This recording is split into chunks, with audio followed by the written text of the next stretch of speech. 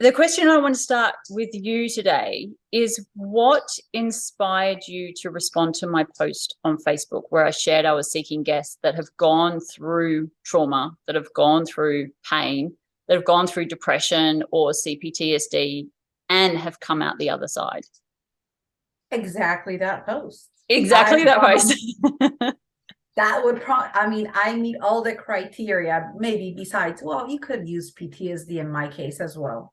I went through trauma, severe trauma, that included, being rejected by my mom, and my mom really not having a connection with me, not understanding what is the point of hugging kids, and me being 5 years old, waiting at the door going, mom, mom, mom, mom, oh, you're back. And she was like, oh, come to me tomorrow, I'm tired, go away. To having my son die when he was 16 months old, and then me going into a very severe depression for 2 years. Me being beaten, raped with a gun next to my head by a man who was the father of that son, me running away. So I believe I meet the criteria of people who have had their fair share of experiences and ended up on the other side being happy, joyful, with a rewired brain, not blaming the past, but actually being grateful for all the pain that I went through. And that's a very important part of my personality, and loving giving back as my job, and also in my private life when I'm a Red Cross volunteer and I go and help during disasters, people who lost everything, because I easily connect to that. I remember how it was. And yet I'm grateful for all the pain that it caused me, because that allowed me to grow and understand that it didn't happen to me for a reason. It just happened and I had no control over it. Yet how I experience it and what I do with it is what I have control over. And this is such a powerful lesson that allows every woman, every man who's going through trauma, accept the past, not dismiss it, not ignore it and say, oh, it didn't happen. No, it did happen. It was really painful. And it was depression for 2 years, where supposedly I was walking under cars and I was committing suicide on a regular basis. I don't remember, because the pain from my son's death was so severe that I don't have a memory besides just one sea of pain. My eyelashes hurt, my hair hurt, my nails hurt, everything hurt. So when I got out of that and I went through my, coaching and my growth and me being so-called brave, which I really despise being called brave and strong, because it's just an instinct to live. It has nothing to do with bravery. You just have a natural physical instinct to survive. And I went through, all my classes and therapists and everything else. I came on the other side realizing that those painful experiences were a gift. And the gift is in being able to acknowledge what happened, yet change that stone. And that's my always allegory: change that stone into a feather, because that experience is always going to be with me. Yet it doesn't have to weigh me down. It can just be there in my backpack, and I can still be light and serve and be happy and be joyful. And so your posts resonated. So I'm like, that's me. That sounds like you. There was something that you said in all of that, and I didn't want to interrupt you. You said that you didn't want to see your past as it happened for a reason. You saw it as something that was completely out of your control. Yeah. Can you kind of share more around that? Because I struggle with believing that everything happened for a reason. And yet that's kind of what people generally say. Like, the whole new way of dealing with something is we'll believe that everything happened for a reason and it was out of your control, so you have to accept it. But you're looking at it from a very different perspective. Can you kind of share more on that? So the belief for a reason works once in a while when you learn that everything that happens to you is a lesson. It's not a punishment. It's not to hurt you. It's not to bring you down. It's not that you did something wrong. it just happens. So the only thing we have control over is how we react to things and how we feel things and what we do with that knowledge. We don't have control over somebody dying. We don't have over control if somebody's going to get run over by a car. We don't have a control if somebody likes us or they don't. We really don't. And one thing that I've learned and grew to learn is that people, including me, my responses to somebody have nothing to do with that person. It is my belief system that gets triggered by certain behavior. That person is behaving very normally and might have the greatest intent. But for me, some past memory is unresolved, so it triggers me. So if I react and I say, I don't like that person, it's not me not liking that person. It's me realizing now, as I'm a coach, that it's something that I didn't work through, because there's nothing to like. That person is who they are. I can enjoy that person or not energetically and their company, but it has nothing to do with liking. It's just you either fit my world and my belief systems or you don't. And that's perfectly okay, because I don't fit a lot of belief systems that other people have. And the idea of everything happens for a reason is a simplification, because it's very difficult. So we were all brought up in religious systems. Religious systems very often, and that is changing slowly, taught people that God will take care of it. Mm-hmm. And it will take away power and belief that they can do something about it from the person who was experiencing something. Now, right now we're saying, yes, God will give you solutions, but you have to do something to get those solutions going, right? I don't believe in God, but I do believe in universe, energy, and science, and everything that I have experienced, including being dead, because I've been dead, and I've been dead for 3 minutes, and I had a very interesting experience being dead. So is it for a reason? No. Did my son die for a reason? His heart, he had a heart failure, he had SARS, he died in his sleep, period. There's no reason for that besides that his body, it was the end of, as my friend says, it was an expiration date that came, and that's it. I couldn't do anything about it. I could have known about it. It just happened. Now, we need closure very often, and there are different ways of having that closure. Looking for a reason is way better than saying, why me? Because to a question, why me, there's never an answer. There's no answer, and it's a loop that just brings you down. But when you look at it, what was beautiful about my son living? Well, I have so many beautiful memories. And because he died, he changed my personality dramatically. Because now when I love, I don't give a crap if you love me back. I'm going to tell you I love you. And I call my daughters that are now 23, my son would be 28 now. Mm-hmm. And I call them every day and I say, hey, I love you. Did I tell you that today? And I make sure that I don't miss a day, because love is the most powerful thing. And he taught me that loving is precious, and you got to love when you can, because that might disappear. So you can say it was a reason why he died. No, that wasn't the reason, but I found a lesson in living as his mom and then experiencing the pain. And I went, okay, what would I do differently next time? What did I take from it? How can I make my life better and people around me? So that was a lesson for me and a gift, because his joy, he was such a happy boy. He was like the happiest little kid with no issues ever, and very helpful, especially when he tried to clean my floor with butter, and he did. And then I couldn't clean that for like, I think a week. I was trying to get that butter off that floor because the floor was full of butter. Because at that time he used to, shine with special chemicals. He used to shine the wooden floors, and he didn't know where the chemicals were, but he saw butter. So, he decided to do that at 14 months, I think, when he was walking. And I realized that every moment is precious. And that changed me, because I was young. And when you're young, you think everything is going to last forever. You take a lot of things for granted. So he also taught me gratitude, not him, but that experience. And me, when the pain went away, going, okay, so what can I do? Because I don't regret him dying.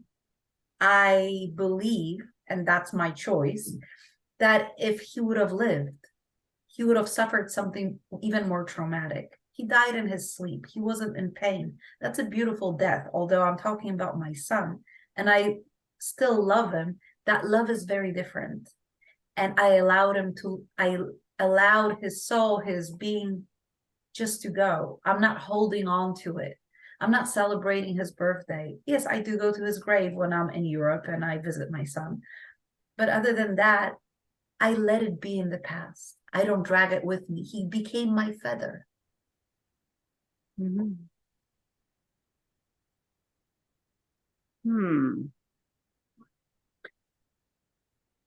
I really want to understand the thoughts that you were having. So, like you said, your son's partner was the one that physically abused you, and then your son passed away. There have to, I mean, obviously that must have been really, really dark. And the thoughts in your head must have been really, really dark about that. Did you go through a process where it took time to bring yourself out of the grief, to bring yourself out of the pain? So can we kind of go through that of like what you did to support yourself from that darkness, from the thoughts, into a better place? Because that's kind of the misstep that I see is missing is, are people talking to themselves in their head and constantly saying, you're okay, everything's okay, everything's going to be okay? It's because I can't imagine one day you're feeling grief and then the next day you're fine. And then from then on you feel love. Like, what was that process? Yeah, what was that process for you? Like, how did that unravel from you going through so much trauma and hurt and pain to finding that love for yourself? Like, what was that thought process in your head for that experience? So it's difficult to talk about thought process because when we're in severe trauma and pain, we get out of our head and we go into our primal instincts, which are just feelings. I remember after my son died, I remember holding him while his body was going into rigor and singing him a lullaby. And that's the last thing I remember in the next 2 years. I don't remember a day of my life for 2 years. It's blank, doesn't exist. I do remember the pain, the severe pain. I remember being in bed and crying and being in a zombie mode. There was no contact with me. And at that time, there were no specialists with trauma, grief like we have now. It was just pain. I was told that I was always tied to somebody because I would do weird things like walk under cars and try to jump off bridges and everything. So I was always tied to somebody when they took me outside. Don't remember that. I do remember the severe pain and just pain. And I know now that it lasted 2 years, but it was just this big dark hole with nothing. And one day, I lost a lot of weight. I don't know where the tears came from because at one point you just stop crying, you just feel pain. There's no more tears to cry. And one day I had this tiny little inkling of a thought. If I'm suffering so much after a son who was 16 months old, my mother will not survive this if I do something to myself. And that was the moment I started crawling myself out and I asked for help. I got a therapist. It was a very bad therapist, to be very clear. And she was the therapist that I went to after I ran away with my son from the abusive partner. And I remember her before my son died telling me that live for your son and he will give you the strength. Please do not ever live for anybody but yourself. Because I went back to her after my son died. I walked in on a session raging and I yelled at her. I remember that. And I said, who the hell am I supposed to live for now? He's dead. And I remember her face going into, I mean, I think it was her life lesson. I'm hoping it was that she never said that to anybody else. And as a coach, I really, really discourage living for anybody, for your children, husbands, whomever. That's a very, very bad idea. In any case, so I've decided that I got to do something. So the first step was, obviously I didn't work for 2 years because I was unable. So the first thing was getting out and noticing that there's a world. So it was relearning daily functions. What do you do when you get up? How do you find a purpose? Well, to be very clear, there was no purpose for my life. My idea of my identity was I was being a mom to my son, that I saved myself from an abuser. So it was a very strong identity, right? Yeah. There was a hero element in it. So, okay, well, we're going to start with making breakfast. And that was the first thing I achieved. I made myself breakfast. Then I started getting back conscious sense of taste and smell. I'm sure I had it before, but I don't remember. My mind blocked it out. So I started feeling, okay, this tastes good. Oh, I feel the wind on my face. This feels good.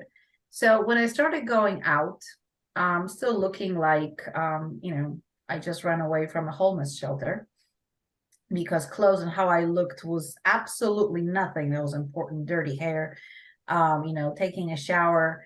That took about 2 months for me to get back into a healthy routine.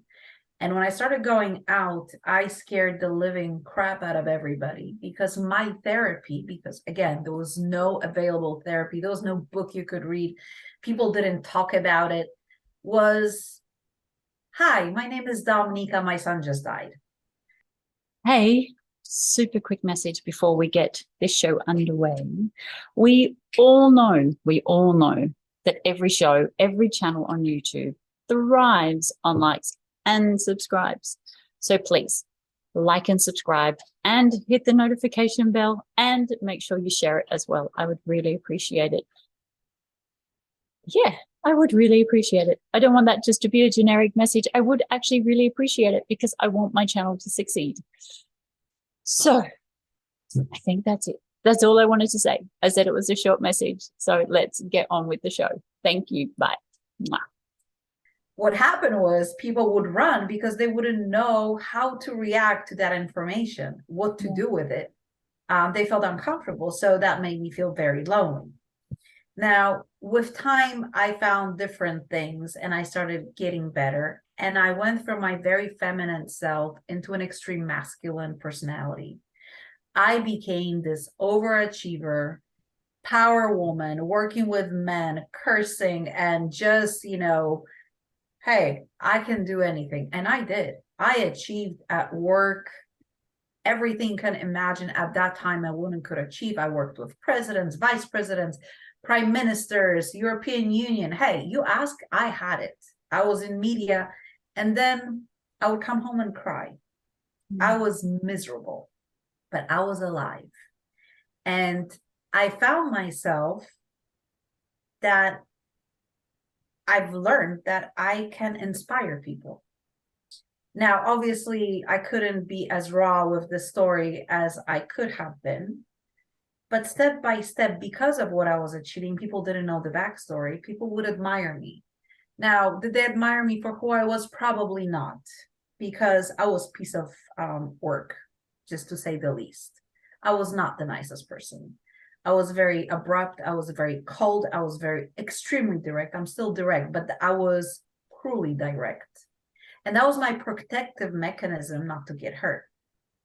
And then I met my ex-husband, who, for any known reason, fell in love with me. Now I know is because he was not a grounded man and he needed a lot of work on himself, and I was toxic, and he was attracted to that type of personality.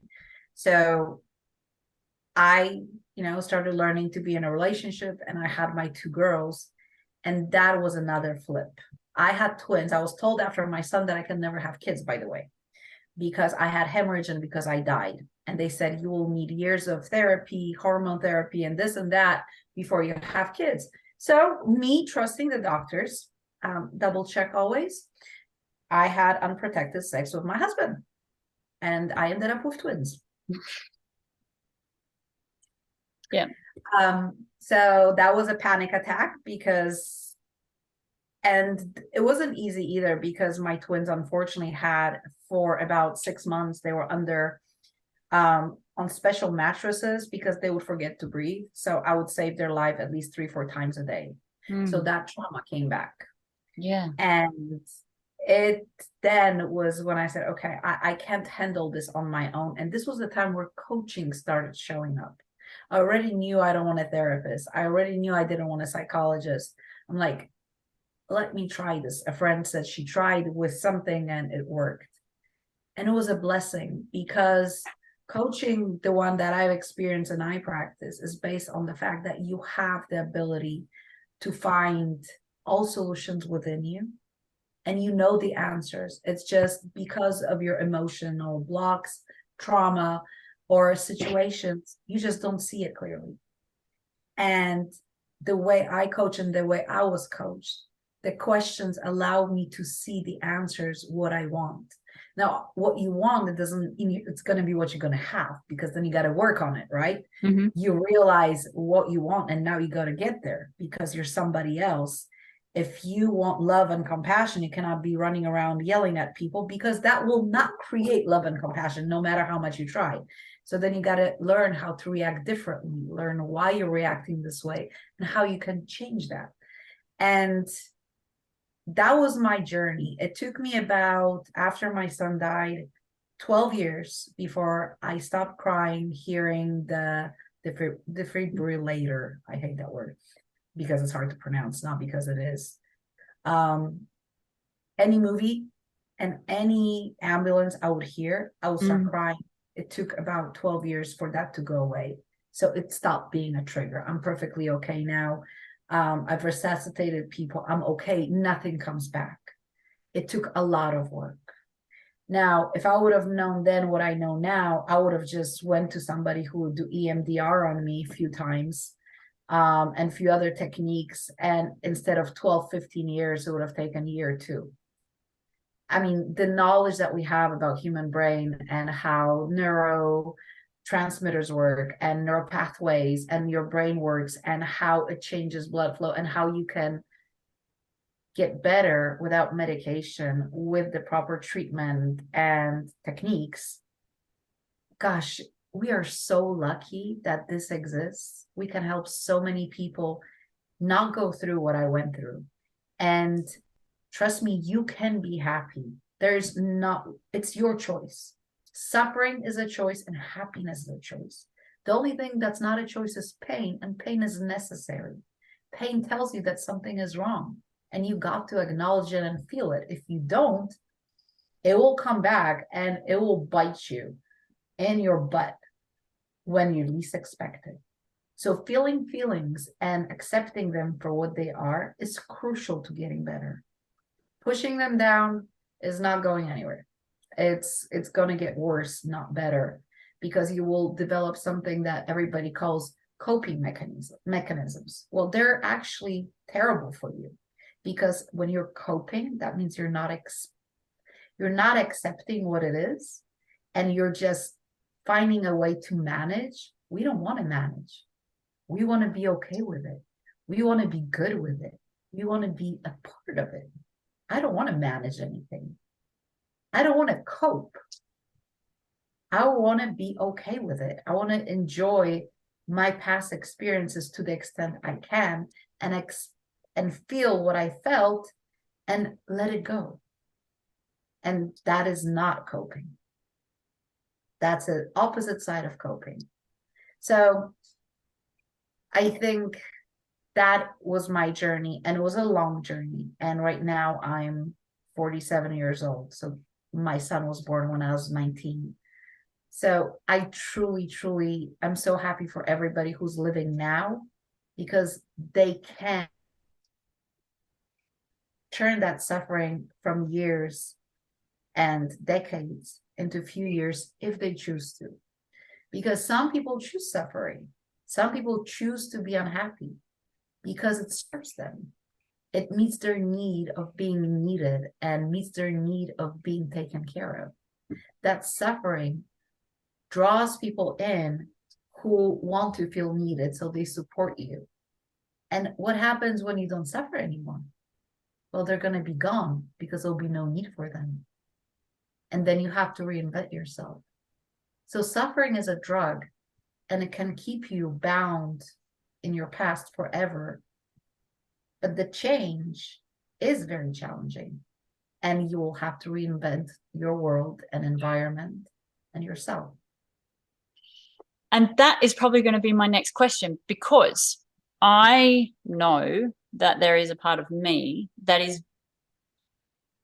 that was raised or groomed to be addicted to the victim, and to be addicted to that. It's like the suffering hit, that negative hit. I've said it a few times over the last couple of weeks in the podcast, which for me, it's like that feeling is the hit. Like a heroin addict, the heroin is the hit. The meth addict, the meth is the hit. For me, that feeling is the hit, that negative feeling, that suffering feeling. It was my mum, so my mum was my hit. But then when she passed away, I had to come up with survival mechanisms. I had to come up with protection mechanisms. Like I had to come up with something to replace it. If a meth addict can't get hold of the meth, they're going to go to something else. I had to do the same thing. And for me, it was because when my mom passed away, she was my base. She was my foundation. She raised me, seeing her as my person. And it's interesting, before I got on the call with you, I was talking to my daughter about money. And what I just said to my daughter before I sat down to do this, I said, whatever you do, never rely on another human being for money. And she looked at me and said, is that because when they're gone, the money goes too? And I said, yes. If you rely on somebody else for money, and that person goes away for whatever reason, whether they pass away or they just decide they don't want to know you anymore, all of a sudden your income stream stops. But you don't know how to make money. You don't know how to generate money because you've been relying on that person. And that's also what my mum did, was she raised me to rely on her. And the suffering, it's really hard, because you said suffering is a choice. And I look at that and go, oh, I kind of agree, but I kind of don't, only because I'm in this right now, like this suffering place. And as much as I try to not go down that suffering rabbit hole, as much as I try to not have the negative thoughts or to not feel into the suffering, it's just such a habit, and it is such an addiction that. But that's also a choice. Kind of. It doesn't, it's funny, it doesn't feel like it's a choice. Oh, it doesn't have to feel. Being a meth addict doesn't feel like being a choice. You have to do it, but it is a choice. Addiction is placed in a certain place in our brain. And it's kind of interesting what you said about your daughter. And I have a question for you. What would happen if she would rely on somebody for money, and at the same time, she would create her own income and her own learning? What would happen? Because the moment we say, don't do this, don't do that, we are protecting ourselves from pain. Your behavior is learned behavior from pain. You just passed it on to another generation, which means that in our society and how men and women are built, men are providers. If she's unable to make him feel that she relies on him, she's not going to build a good relationship. That's actually a really good point. And I'm going to have a conversation with her about this and say, honey, so remember when I said this? I may have been having one of those moments when I was wrong, because I've just had a conversation that made me so I was on one side of the pendulum, and my pendulum went all the way over to this side. And I'm going to say there's a balance in between. Earn your own money. Absolutely. and be open instead of closing the door. So thank you so much for saying that, because you're right. I did put a protection belief into her in that minute where I said, don't rely on anyone. And that is what doesn't allow us to go in our feminine, because feminine is not fragile. It's very different. And it's a whole different conversation about feminine and masculine energies and how we as women fear being hurt, and we protect ourselves and we take on masculine and strong roles. And there are so many ways to be strong. There are so many ways to rely on people and not lose your identity. Yet we believe that there is only black and white, and there's so much in the middle, the gray. And absolutely, it's like it's kind of like, when we get a job, why do we assume that one employer is going to supply us with a job till the end of the world, and that's the safety net? People who are safe usually have 5, 6, 7 streams of income, and they are not very big streams of income, yet they still work a regular job, right? Mm-hmm. So when that goes away, they have other means, but they did rely on that job. So they allowed themselves to build a relationship, gain new skills, competences. And a lot of if we haven't as mothers work through things, we are putting that on our daughters. What I did, and I'm undoing that now, congratulations me, is I would keep telling them that men are not the smartest creatures in the world. Mm. So what happened was they're very beautiful. They do get attention from men. Yet I hear them saying, "Oh, men are just stupid. Don't worry about it." If she will have that attitude deep inside, she will treat men as they're not, and they will feel subconsciously that they're not being respected. Her relationships will fall apart. So now I'm working on undoing that. Took her to Tony Robbins, did some other things. We have different conversations with different verbiage. Isn't that just what we do? We as parents, we put in all these programs and then we undo all these programs. And I'm thankful my daughter's only 8, but she has been through a lot. And I see myself, I'll like just now, like I said something, you pointed out that's a protection mechanism, and I've got shit. And now I'm going to go and undo it.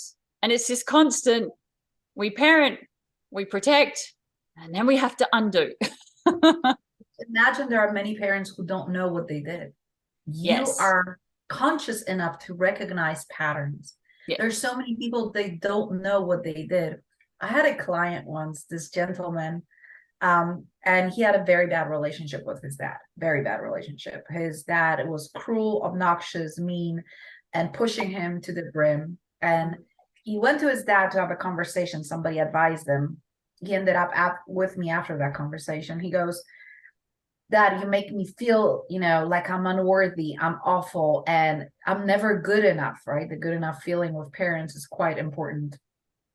And the dad looks at him, he was an adult, looks at him and goes, "Are you successful?" "Yes." "Do you have money?" "Yes." Are you missing anything in your business life or work life?" "No." "Are you married?" "Yes." "I did a phenomenal job. What the hell do you want from me?" Because the value system of the father, his job, by pushing him and not recognizing who he is, was a way he was brought up to become a man so he can survive in this world. He created a survivor, not a thriver. And that's a very different approach to life, how we look at things. And that man was like, "I want to feel, I want to be acknowledged, I want to learn," because the relationship with his partner was difficult because he didn't know what he was feeling. It was either I'm angry or I'm not angry, period. That was the end of vocabulary. And he started recognizing that he's not communicating a lot of things in a way he would want to. And I asked him, like, what would be the reason your dad would change now? Did his methods get him what he wanted? Well, yeah. He has no reason to change. He achieved success in his eyes. Now, the needs you're expressing are foreign to him. Nobody ever spoke to them about. And our parents do the best they can with the knowledge they have at that time. If they would have known what they're doing will have a different repercussion, they would do it differently, but they didn't. They repeated the pattern. Coaching, analyzing, introspection, that's brand new. That's last 20, 25 years. Besides that, it was pattern after pattern passed on generation by generation. And now we're expecting our parents to be just those people who would know. They didn't. Do you know the story about ham, which is my absolute favorite ham, and a little girl, how her No. mom is making a ham? Okay. Oh, So the ham cutting off each end? Yes. Yes. Yes, I do know that one. Yeah. So that story shows how we live. We don't Yes. question what we do and why we do it. It was always done that way. Now, we just started questioning things. And now we're growing and developing. But then again, you wouldn't be who you are without your mom being who she was, with all the good and the bad. Question is, what is the balance of that? And how much of that do you want to pass on as a mother? And the question, the same as for me and any other mom, right? How many of these are your stones, not feathers? How many stones are you packing into a backpack of your daughter? Are you giving her feathers or stones? Lack of trust towards people who are going to provide for her is a stone, because it will hinder other relationships. And more likely than not, we do this more often than we think. Yep. Yep. I didn't know that this was going to come up, but something that you said that I'd love to talk to you about is the feminine role. This might seem like a weird question. The feminine role in making money, because obviously the generations are that you went through the war. Before then, women didn't work, they couldn't vote, couldn't do anything. Then, of course, you went through the women's movement. We're all equal. We can do what men can do. Then all of a sudden, women start working, which is great. But now what we have is women are trying to be men. And they're trying to live in a man's world like a man, and earn money like a man, and create like a man, and be in business like a man. And I've always struggled with this part, because there's a part of me that I don't want to be the masculine. I don't want to live in my masculine. I find it very challenging to live in my masculine. I find it very rough. It's harder, of course, being a single parent, because there is no masculine energy earning money or generating anything, being that hunter and that provider. So as a single mom, what is the role in the feminine from your perspective for earning money, for the hunting? Like, I feel like it all needs to be redefined. I feel like we're too far in the masculine, but if we go too far in the feminine, then I feel like we kind of become these useless waifs of women that can't do anything. You just said the key word, which I struggled with many years ago. You perceive feminine as useless. Yes, which is why I brought it up, because I thought you might have some wisdom around this. Feminine is expansive. Feminine is powerful, but not in a way that men are powerful. Our power comes from within. Our power comes from being able to multitask. Our power comes from intuitive behaviors. Our power comes from knowing what to do, even when there's no direction. Our power comes from taking the basic and making it beautiful. We are extremely powerful beings. And I think one of the things that are evolving now, there are multiple women in the world that are becoming CEOs, and they're searching for a feminine way of leading and for a feminine way of achieving their goals. Because being a woman, a feminine woman, it doesn't mean you're sitting home and cooking. That's the old pattern that you have in your head, and you associate with women who couldn't do anything. It's not. There are so many beautiful villages in our history, European history, African history, South American history, where women, and even Indian history, where women are the leaders, but they lead very differently. And we didn't have many examples we could draw from, because we assumed that to lead is with an iron fist and with power. Now, do you know that I believe Harvard did a study that companies led by women have 30% better results in sales and in retention and in employee happiness? We have the ability to merge, to put together, to find beauty in everything and lift up others, which in itself is a power. Men went to war for women, not because they wanted to go to war.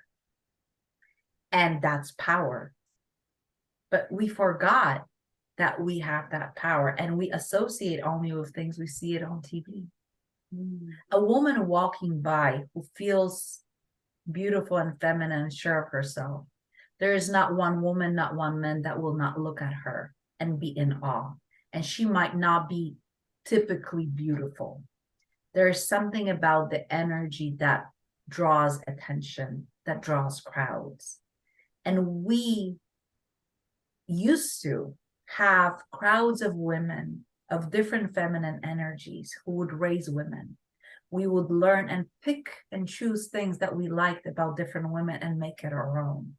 Now we have a mom and a dad, but the crowd of women, and the same with the men, the crowd of men that would raise a boy to be a man is gone. We are all on our islands and we're isolated. And we can choose not to be. Again, you can sit and complain saying this is a different world. I've been a manager and a leader for many years, and how I lead now as a woman and how I used to lead in the men's world, they're completely different things. And one thing, empowering women, it doesn't mean that you have to go on a curse.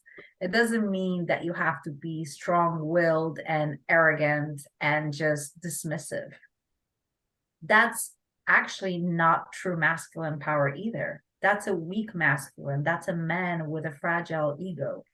Because if a true man walks in who knows who he is, he walks in the room and he commands the room just by walking in. He doesn't have to say a word. Same with a woman. And believing that you have the power to see and to give and receive is your superpower. It has nothing to do with making money or having a job.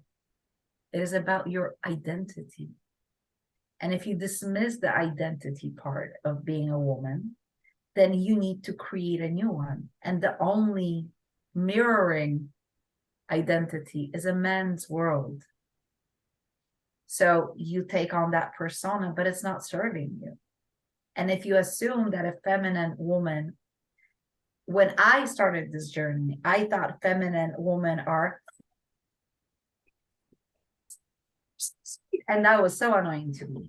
Yeah. And on the journey, I invite you to take a look, for example, at what Emma Watson has done. She's a feminine leader, feminine to the brim. Carrie J. Lima, the most feminine leader and the first CEO in all men run company when they bought her It Cosmetics. She's walking femininity, yet she was running and created a company. Another woman that I just met during Business Mastery with Tony Robbins is a woman at 54, created a brand from scratch called Cauliflower Pizza. And she was 54. She had no clue about what she was doing. She just wanted to do something good. The way she leads, the way she talks, there's no masculinity in her. There's no masculine energy at all. Making a decision is a masculine energy, but we're all both, and we can draw from each. It's which one takes precedence and which one is natural, because you can be masculine energy female. There are women like that, and they're feminine energy male, and that's perfect. Be okay if that is your natural state. Yet if it's not, until you become who you're meant to be, you will feel, ripped apart. And feminine energy is extremely powerful. And it's not the childish, the laughter, the happiness. Yes, that's feminine energy. But lack of knowledge is not. Being gullible is not. Or that lack of power. And lack of power. Women have huge power. It shows itself differently. And it's our job to embrace it and enjoy it. Women don't need to show power. They just have power. And it's not physical. What we can endure, most men will not survive physically. We're actually physically and pain resistant much stronger when it comes to survival. Yeah. Right? When it comes to stress, etc. There's so many studies showing that our ability to adapt is so much better than when it comes to male energy. And yes, when you need to make a decision, you do need to take some of the masculine decision, but the intuitive part of you. I make now decisions not with logic as I used to. I make it with my gut. And trust me, my gut was never wrong in a very, very long time. We're phenomenal creatures. So I really want to unpack this a little bit more. Okay. Because the part of the feminine that I struggle with, apart from the power, is the money, is the earning. And I get that is very old, because if I look at the movies that I really enjoy watching, it is like the Jane Austen type movies where you've got the female and you've got Elizabeth and you've got Darcy, and it's that, that the women just become accomplished so they can find a man, and they never have to work and they never have to do anything, and then the man is the wealthy one, and if you get the one that's higher up on the esteem, then you've done even better. And there was one thing I remember my aunt said to me when I was about 13 or 14, which I'm pretty sure she never said to my sister, but she said to me, there's not and I'm paraphrasing because I can't exactly remember what she said, but the idea is that you're probably not going to get very far in life. So you are better off finding a doctor or a lawyer or somebody that has money that is going to support you through your life. And I remember hearing that, and I look at that now, and I look at the impact of what these tiny little statements can actually be to a human being. Like, we grab hold of them and go, oh, okay. Which is why as soon as I get off this call, I'm going to go in and have that conversation with my daughter, because I don't want her to hold on to that rock for the next 30 years and go, my mum said this to me once and it's totally created my entire life. So I'd really like to, I don't know how to unpack it or how to talk about it, but that role of the feminine and money, because the belief in movies and in TV and in society and in generational, the whole man is the hunter, woman is the nurturer. Back in the day, the women never did anything and the man was always coming in. And then you look at all the Disney movies, Cinderella and Snow White, and they're all these helpless women who meet these men. I'd really love to just unravel that to give a completely different perspective, because I feel like you kind of have, I feel like you've unraveled that somewhere. Well, first of all, we got to take into account context. Let's look at your aunt. Do you think she had any bad intentions? First question. I don't think she had bad intentions. She wouldn't even remember that she said it. Exactly. So in her mind, how she was raised, what she was doing was giving you the best advice she could have so she can protect you, so you can have the best life possible according to her knowledge at that time. For sure. And one thing let me give you an example of a menopause. Everybody is now, oh my God, menopause is underfunded. Nobody knows enough. We haven't done enough studies, blah, blah, blah. And that's all true. But it's also all true that women used to die by the age of 40, and we didn't have the chance to go into menopause.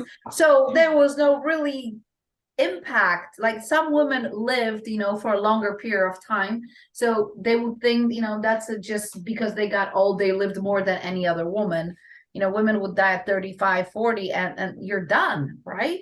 If you go back 200, 300 years. So those things were never a subject. And our medicine wasn't there. We're now at the point where we live so much longer that things that were never a part of human experience become part of human experience. So is it underfunded? Absolutely. Is it difficult to, have the knowledge, and is it dismissed? Yes, absolutely. On the other hand, when we had first female doctors, they went to all schools, medical schools taught by men who created certain vision. And then again, there's nothing wrong with that. Let's not demonize those men, because they created that medicine in a lot of places. Yes, they didn't give credit to women, and a lot of other groups of people were not mentioned, and it's white men's world. True. At that time, that was the only way anybody knew how to live. And it was what it was. And there were a lot of phenomenal men who treated their women like queens and princesses. And a lot of men would actually help at home, but nobody would know about it. There were some phenomenal men who protected their women and made sure that they're okay and loved them. Yet at that time, they would usually die by the age of 30 because they were in some war or some other disease would come. So then the attachments were very different. The role of a child was very different. Role of a child, it wasn't that you have one to give them the best life. You would produce children to hopefully one will survive, and some of them will work in the field. So, and it's just now that we created pregnancy in a lot of countries as an illness. It's not an illness, it's just a state of being. And most pregnancies are perfectly fine. Some of them go through, problems, then you go to a doctor and you address that. So we are looking everything from a perspective of now, and we forget the context of the history. When we created the feel of a woman, the fainting and weak woman, it was actually women who designed the corsets because they wanted to have a small waist, and the corsets were so tight that they couldn't breathe, so they would faint. That's where the fainting and weak woman came from. It was difficult to breathe.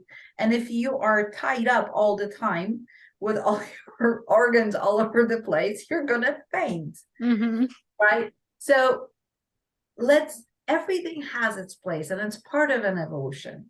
We're in a place where men, and we're in a very interesting place because we're now in a societal context where we want to accept everything as normal because we're looking for the new normal. And now everything became normal, which might not necessarily be perceived the same way, in 30, 40 years. If you look at history, there was a period of time where it was absolutely normal to have sex with everything what moves and it doesn't run away. And then it stopped being normal. And then it went to kind of this average, the third, fourth date rule. Now it's, a little bit more restricted. And this go like a sinusoid all over history with everything. That's how we grow as humans. Women got now, and it was what, 1975, when in the US, we stopped being all the words property were removed from all the documents.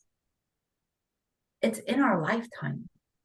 Remember, those men who were raised by their fathers, they don't know any other reality. This all happened when we were alive. We got voting rights 60 years.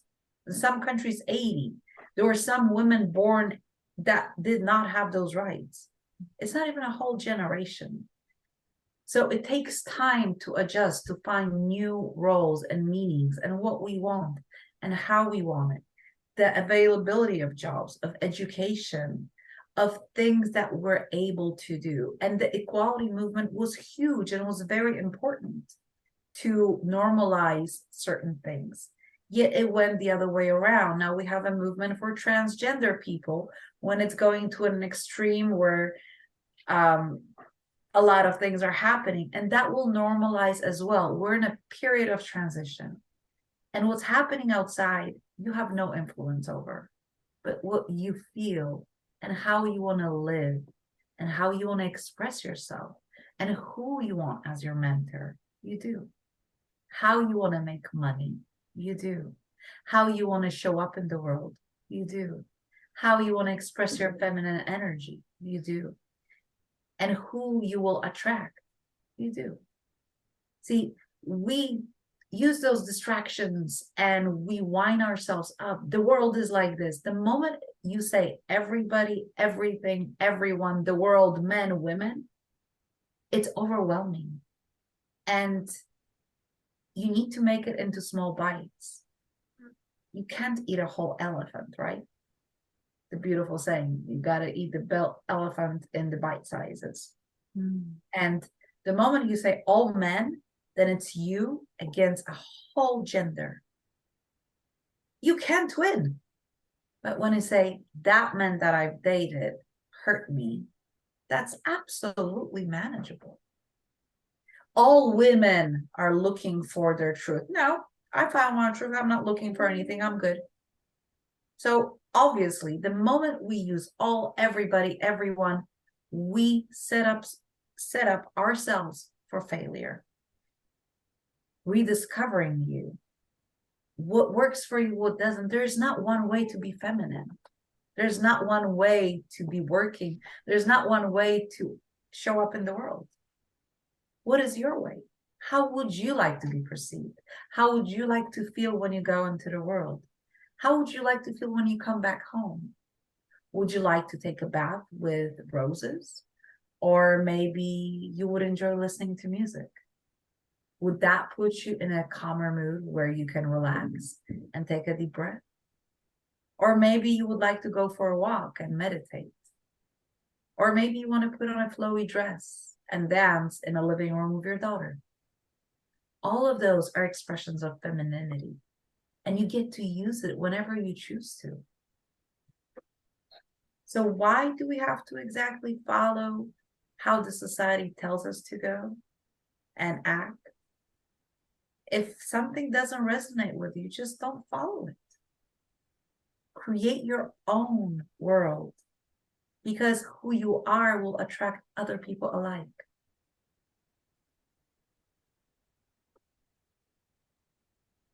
That has, as you were talking, I was following, I call them like breadcrumbs. I was following the path of the energy that you were sharing, of the unraveling of that layer and that layer and that layer. And the permission that comes in once you unravel the layer, here's the permission. Once you unravel that layer, here's the next permission. Once you unravel that layer, here's the next permission. And I was just following this process as you were talking. And it's brought me to this point where I'm feeling very grounded and looking at going, I get it. I get it. I get that femininity is a choice and that I get to choose how I'm going to represent myself to the world in that femininity. Just because that person over there has their hair down and has makeup on and earrings and a necklace and rings and high heels and a dress, that doesn't mean I have to present myself to the world in that same level of femininity. I could be in shorts and a t-shirt and still be in the resonance of femininity. And there's that choice. And I guess my journey now is figuring out, how do I want to present myself to the world? And what does femininity look like to me? And how does it feel to me? Not how does it feel based on what everybody else is doing? How does it feel to me? Beautiful. That's exactly what it is. And of course, there are certain things. There's a great exercise where you put on different styles of music. and you allow your body dance however you want to. You can do it alone. And when you record that for yourself, you will see that different music will bring out different movements. There is a reason for that, because music brings out energy and a different type of flow. There is passionate one, there is soft one, there is more decisive one. And the beautiful thing about those energies, men have feminine energy as well. And when they feel vulnerable and safe with you, they will cry. A lot of them will. And that's feminine energy allowing. Crying is the best thing we women have. It's not a weakness. It's actually a bodily function to get rid of cortisol. That's why we live longer. One of many reasons. Because when you cry and you're stressed, cortisol is let out through your tears. Because men were never taught to cry, they keep that inside, and it destroys with time. It's not like one-time thing, right? Their organs and they have more heart attacks, all of that. Imagine what a superpower we got, that we're able to cry, that we're able to preserve our bodies. There's nothing wrong with crying. It's actually encouraged when you're stressed. Now, obviously, if you're going to cry, like I just got into my period of time of perimenopause/menopause, I'm somewhere in between those two. And when I saw a squirrel, I started crying like a baby, and there was nothing wrong with this squirrel, and it was just jumping around. I was like, oh my God. I'm like, oh my God, this is crazy. Why am I crying? The squirrel is fine. It's not dying. It's jumping. It's eating. So I went, okay, time to get, hormone replacement therapy, because my hormones are out of whack. But overall, all those things, even how you move your hands when you talk. When I want to be more decisive, my hand movements will change.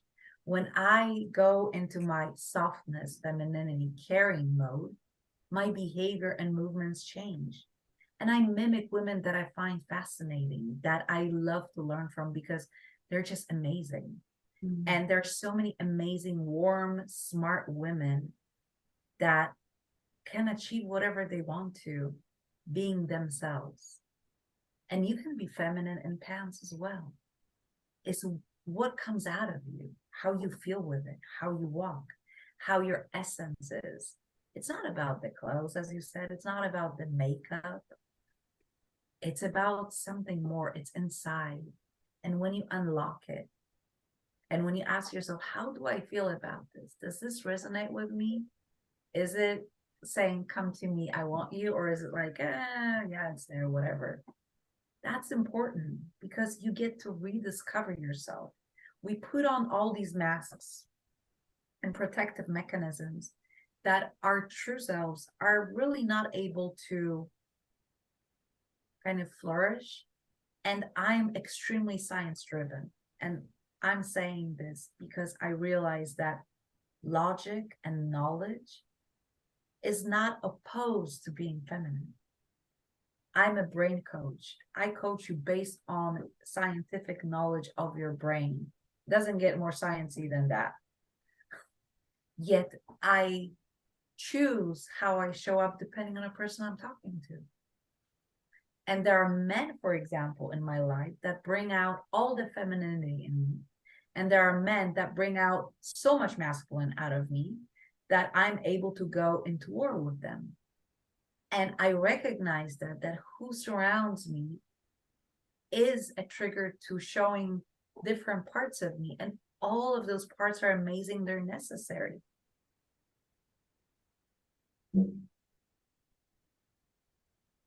I have to take a minute to just let everything, just to let it all sink in, because it's so much. It's not new information, but it is new information. Like, I'm sitting here and listening, and I'm taking it on from a very different place now, because I've shifted past that part of me that wants to suffer. Now I'm in the, how do I stop suffering? How do I stop being weak? How do I stop being this, and I don't mean weak strength wise. Like, I can go out and I can build a chicken coop, and I can go out and I can do fencing, and I can go out and, lift things, and physically, I'm talking about the emotional weakness. You don't have an emotional weakness. How would you like to feel? Ask yourself that question. How would I like to feel right now? And when in my life have I felt like this? And I guarantee you, you have those moments. We all have moments when we felt weak, strong, happy, sad. We have it all. So ask yourself, how do I want to feel right now? Okay, I want to feel happy. When was the time that I remember I felt happy? Bring back that feeling. What if you don't have those memories? Because do. when I had to teach myself how to love myself, because I'd have people say to me, well, just remember a time when you felt loved. And I remember looking back going, but there isn't a time. I don't have a memory of when I felt loved.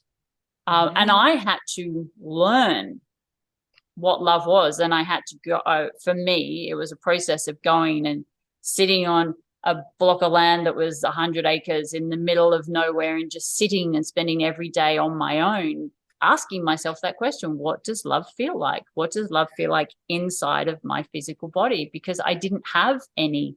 Have you ever been hugged? Yes, I have. So you actually experienced love. That's part of showing love. Have you ever been smiled at? Yeah, but I don't know whether I would interpret those as love. Have you ever smiled at a person you hate? I have, because I had to.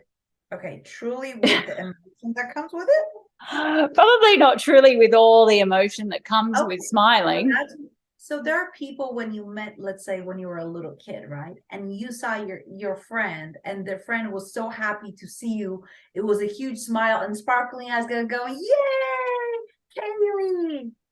I guarantee you there's at least one girl that did that to you in the past when you were a little kid. I don't have any memories of when I was a little kid. And the memories that I have of when I was a teenager are all really traumatic, because my friends turned into my bullies. And then in my 20s, I think it's because those moments have ended in some kind of suffering or some kind of trauma, because all the friendships I've ever had have ended in but pain. You also had good moments. And what happened? We forget the good moments, but I remember the bad moments. Concentrating on the things that were bad. Yes. Every relationship has phenomenal moments. Yeah. That ends. It had, because that's why it became a relationship. Those friendships had phenomenal moments, and they did love you at one point, and they felt all good things for you. You choose to remember how they hurt you. That's a choice. And that's what I'm talking about when I chose to remember good things about my son's death. I could concentrate on the fact that he died. I could. And there's nothing good about it. But I remember all the other beautiful moments. Your friends who became, as you said, became your bullies at the beginning were not. So you don't believe that we're programmed to think one way or another way? You don't believe that our upbringing or our trauma through our childhood programs us to think negatively or to focus on the negative? Of course. And a lot of people are programmed like this. When you're a child, you're not responsible for it. But when you grow up, you're 100% responsible to change it. And yes, that's true. And that's what I'm talking to you about now. You're even now repeating the pattern, although you have all this knowledge. Remember the good times with your friends when they were happy to see you. Yes, but you don't know. We don't know what happened in their life that they changed. You don't know what was the trigger. Maybe they were protecting themselves from fear of whatever it was. And they, I did some crappy stuff in my life to people. And not because I'm a bad person. It's because I was in a state of protecting myself. And that was the way I represented it. That's the only way I knew how to protect myself. So we never know why people react in a certain way. But every person you met, unless it's a psychopath and sitting in a prison, has done some amazing things for you. Yeah. They hugged you, they missed you, they called you, they enjoyed your company, even those who you call bullies. They were your friends at one point. They did good things. So if you take a look at that side of those friendships, you will find so many beautiful moments in your life that you can be blessed for and grateful for. And again, it's your choice to remember them. And I get that. As I've been sitting here listening to you, it's like it just dropped in and went, hang on a minute. I don't have to keep remembering these friends for all the mean stuff that they did. I could actually remember the fun things that I did. I could actually remember the water fights that we had at school. And I could actually remember the sleepovers that we had and the parties that I went to. And I could actually remember the good stuff from relationships and partners, the dancing that I did with a partner. And I could actually remember those things instead of the trauma and the hurt and the pain. I don't have, and you're right, I have, which is also why I'm on this journey, and I have been for a while, because I kind of think like you, where I go, well, yes, okay, I had no choice as a kid. I was a sponge. I didn't have logical, rational thinking. I didn't have a critical thinking brain. All I could do was take in what came in. But now I'm a goddamn adult. And now I'm 47 as well. Now I can choose. I can choose where my path goes. It doesn't have to stay in the program. I can end the program and shift the program because I'm an adult and it's my freaking brain. And my parents aren't here to put shit into it. So I can change it. And now that you said all those beautiful things you did with those friends, in those experiences, can you find moments when you felt love? Yeah, I think I probably could. Yeah. And happiness and joy, all of these things that I thought I hadn't experienced through my life, because all I had was the memories of the trauma and the hurt and the pain. That's all that was in here. But now it's like, no, I know, because there were parts of me that go, I don't know how to feel happy because I don't have any memories. But I was choosing not to take a minute to go back and go, well, where were those happy moments in my life? Where was that moment? Even though it ended in trauma, even though it ended in punishment, even though it ended in pain. Yep, it did. Not denying any of that. But where did I have the happy moments before it ended in pain? I'm not disputing the pain, but exactly. Where were the happy moments? And those are the things, when you cultivate, they grow. Yeah. Those happy moments, those happy memories. And trust me, that's what when I said, it was kind of interesting, I said, I don't have any memories like that. I'm like, okay. Let's keep talking. Let's keep talking. We'll unravel this and see where we go. She has them in there somewhere. Oh, everybody does. Yeah. Everybody does, but we're so used to thinking one way, that we cannot snap out. That's why coaches are necessary, to ask those questions and you go, huh, yeah, it was fun. And this was cool. And this was cool. And you get to choose where you concentrate your energy on. And the suffering will end, because you will stack those positive experiences and you go, oh my God, despite the negative things or things that hurt me, I had phenomenal experiences in my life. And the moment you switch that and you prove to yourself, to your brain, that you had those experiences, your brain will start bringing back more and searching for more, because now you have social proof that this existed. So your brain, literally, it's in. I get it. Hallelujah. I can't tell you how long it's taken me to actually get that concept, but it's just gone in. And it's like, oh my God. Now I can start focusing on the happy moments. Yeah. I'm allowed. So thank you. Because you did that. You just opened up a gateway that I have not been able to open up. You were just wrong questions. And wrong people and wrong time. See, if I would have asked those questions before you decided to go on this journey and go on this podcast, you would not be ready. Yeah. And you would not receive what you meant to receive. Yeah. When you re-listen to trainings or reread books, notice that every time, at different point in time, you start finding different meanings and you go, oh my God, I never thought of that this way. And it was always there. It just, you weren't at the stage to notice that. And the more we grow, the more we've noticed and we get to learn. When you learn this and this becomes permanent you will notice other things that were also with you. You just didn't notice them because it wasn't the time. My coach has a beautiful, another one of my coaches has a beautiful metaphor that we're driving like a mouse in this big dirty car full of all this crap inside and cups and, trash and everything. We barely can see anything in front of us. And when we decide to just take a little bit trash out, we start to notice that, there are bigger trash inside the car. And then we take that out. And then we notice that the windows are dirty, but we didn't see that before because we were all in trash. So we start cleaning the window and we go, oh, the inside is clean, but the outside is dirty. But oh my God, I took the trash out and there's so much dust on the floor. So let's take out the dust. And then when we do that, we go, but I still can't see anything because the car outside, why can't I see if the inside is clean? Then you go outside and go, oh, well, the car outside is actually dirty and I need to clean the windshields. And then when you clean the windshields and your car, then you see the scratches. And when you see the scratches, so our journey is like that car. And you're at a stage where maybe you cleaned out part of your car and now you see the windshields are dirty, but you will clean from the inside. And then when the time comes, you'll notice that there is dust on the floor and that needs to be taken out. Then you will go outside and go, oh my God, the outside is so dirty. Let's clean the outside. It's a never ending story.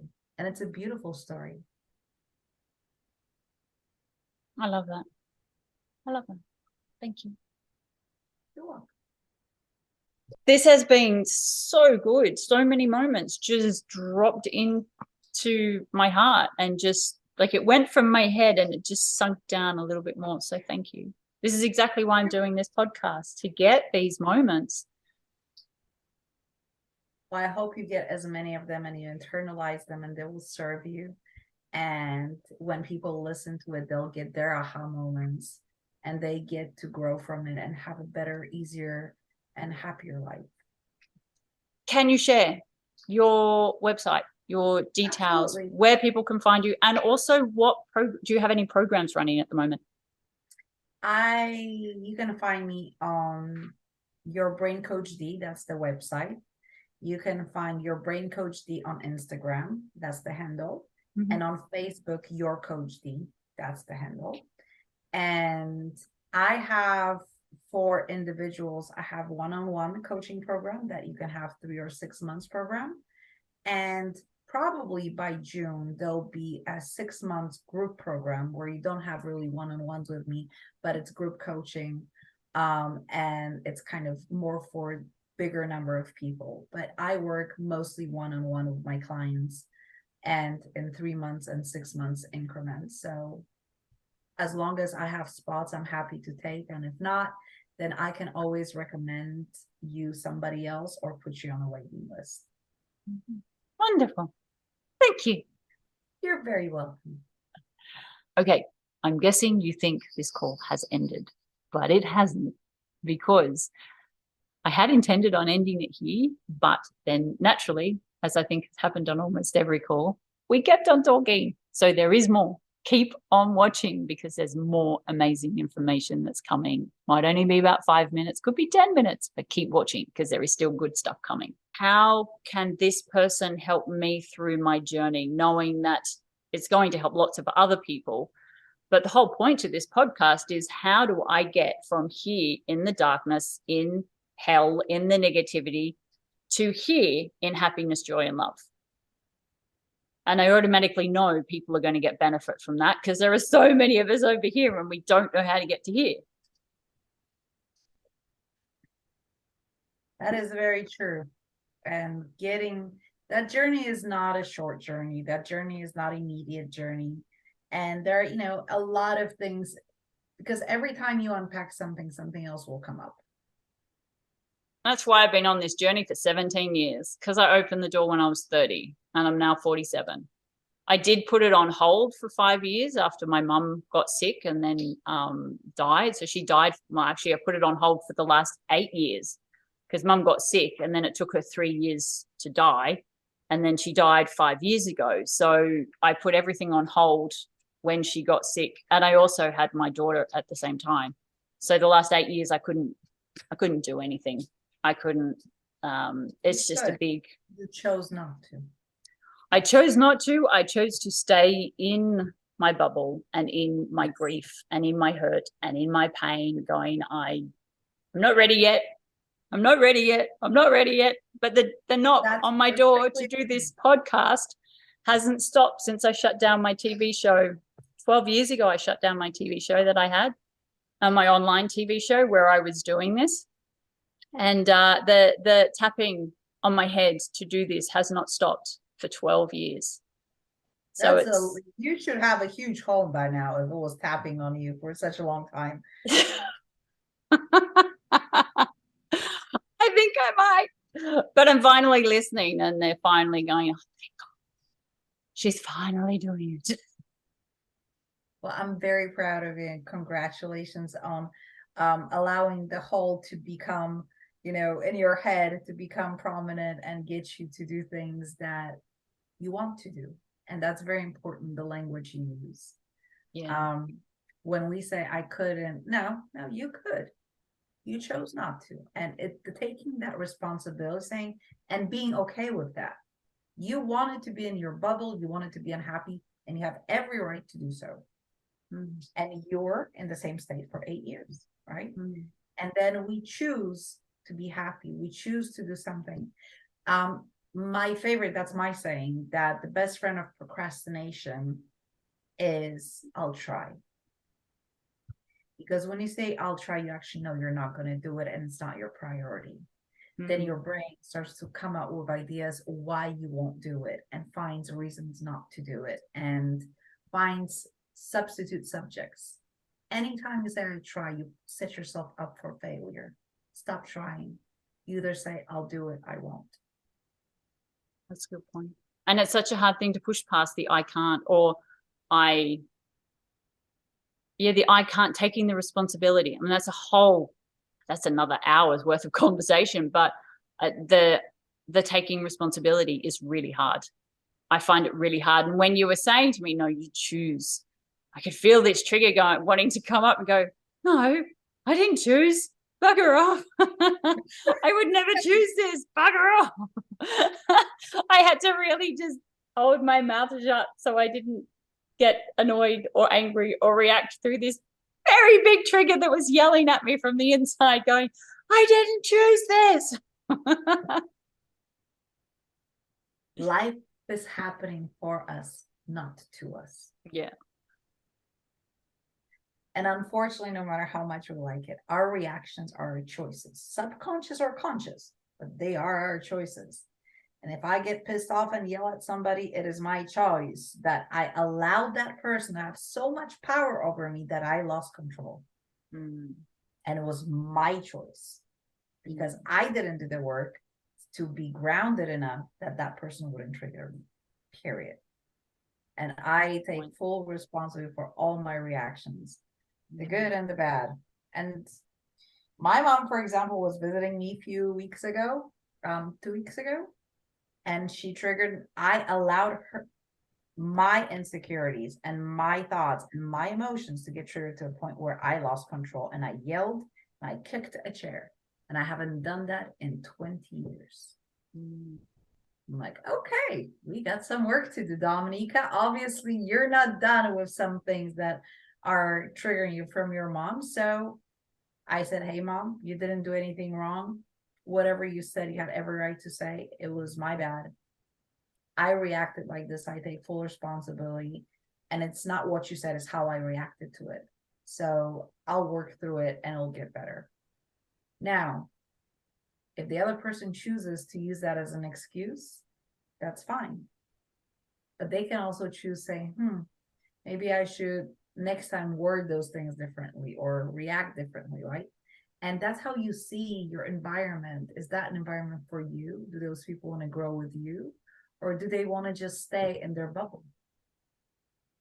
And that's okay. They have every right to stay in your bubble. And you have every right to love them and say, I'll let you stay in your bubble, I'll move on. Yeah. Doesn't mean that we don't like them anymore. It's just their bubble is their bubble, and we choose to have different bubbles. We're going to bump your bubble that way, and our bubble's going this way. Yes, and I still love your bubble. You're amazing. You're fantastic the way you are. Just over there. Yes. Yeah. And you enjoy that. When you choose to have a different bubble, let me know. Maybe we can join our bubbles again. Yeah. Because not everybody is ready. You weren't ready for 8 years, and there are other people who are not ready. Yeah. Such a good point. I don't even know where to go from here. Part of my brain wants to go, you cannot tell me you did not get something out of that episode. And then the other part of my brain goes, do you have to start with a negative? Couldn't you start with, wow, how amazing, that call was so cool. It really was. There was so much in it. And we kept going and we kept going. And there's even more, and they kept going and they kept going and they kept going. It was just, there are so many aha moments. And Dominika asked me, did you, and I might put it in, so it might be in here, it might not, but one of the questions she asked me at the end was, have you had aha moments in every single call you've had? And I absolutely have. And she said, are there any calls you didn't enjoy? It's like, no, I've loved every call. Everyone that I've had has been amazing. Everybody is sharing such amazing wisdom and such amazing gifts, and I appreciate it so much. And this one is no exception. I think the biggest thing that I really want to take away for me is the femininity, is also the choice. Oh my God, the moment where she said, you get to choose, but it's sunk in. People have been saying that to me for years, and I keep going, this is not a choice. I'm not choosing to feel this way. I'm not choosing to be this victim. I'm not choosing the suffering. It's all a program. It's all a program. But then there is this other part that keeps saying to me, but you're a grown adult. Like, you're 47 years old. Like, surely you have some choice in this. Surely this doesn't have to be your reality. Surely you can, in some way, shape, or form, figure this out. And up until that moment where I got it on that call, I really did believe I couldn't figure it out. I really did believe that I didn't have a choice. And then Dominika sharing with me, and me also realizing that I don't have to have the negative memories. I don't have to have the friendships ending be my reality. Let me take these out. I don't need them now. I don't have to have the ending be what I remember. I can remember the fun that I had with the people that ended in trauma, but I can remember the fun, because even though partnerships and friendships and family, even though there's shit there, and that's all I remember now, I can choose to remember the happy times. I can choose to remember the times when I had fun. I can choose to remember the times when I actually felt good about myself. I actually felt worthy. And even bringing that all the way around, I can remember the times when I felt worthy of cooking food, baking food, eating food. Man, that's a distant memory, feeling worthy of eating food. That's a distant memory. What a belief to chuck into my brain in that minute. I can choose to remember those moments, and then choosing to remember those moments, choosing to remember the positive, choosing to remember the happy. I'm assuming, can't say I've experienced it yet, but I am assuming that that is going to bring in more happy experiences outside of me.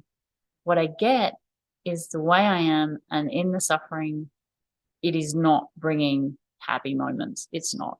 I try to have happy moments, but there's always this underlying feeling of pain and anguish and hurt. That maybe if I start thinking about those happy moments, then the pain and the anguish and hurt will shift. And then I will start feeling happy. in the happy moments because I'm remembering happy moments that happened from the past. That's what I got out of that episode. So, same deal. Please like and subscribe and share. You don't have to hit the notification button. I don't have the notification button on mine because I don't want things popping up on my phone. I'm very selective about what I have on my phone, and videos are not it. So you don't have to press the notification button, but please, if you could hit like and subscribe and share this in groups with people that you know would benefit from what we shared today, because it was so much good wisdom. I would appreciate it. And remember to go to the description below to click on any links. If you want to connect with Dominika, I highly recommend you click on her links and go and check her out. She's a good coach. She got things out of me just by a couple of questions that I hadn't even looked at or thought of. Yeah, I would recommend going and checking her out. And if you would like free mentoring from me, and then you might go, what kind of mentoring can you do? Who the heck are you? You're still in your shit. It's like, yes, I am in my shit, but I am so acutely aware of the shit that I am in. And that is the coaching that I am doing. I am helping people to become aware of where they are, of becoming aware of their thoughts, becoming aware of the patterns, becoming aware of how their thoughts and their patterns are impacting their life.